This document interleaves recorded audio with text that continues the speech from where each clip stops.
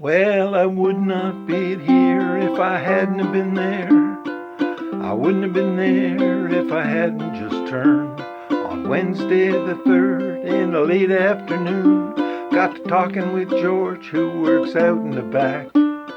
only because he was getting off early to go see a man at a Baker Street bookstore with a rare first edition of Steamboats and Cotton,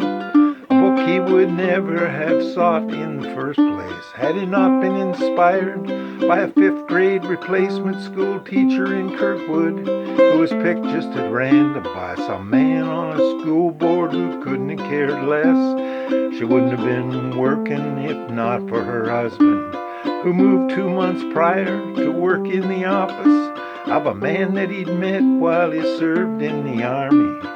Only because they were in the same barracks,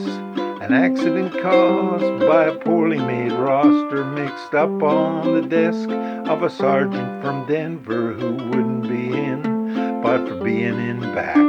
of a car he was riding before he enlisted that hit a cement truck and killed both his buddies. But a backseat flew up there spared him from dying,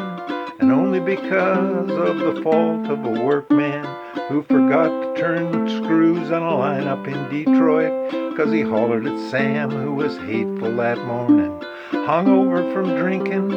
alone at a tavern because of a woman he wished he'd not married. He met long ago at a Jewish bar mitzvah for the son of a man who had moved there from Jersey, who managed the drugstore that sold the prescription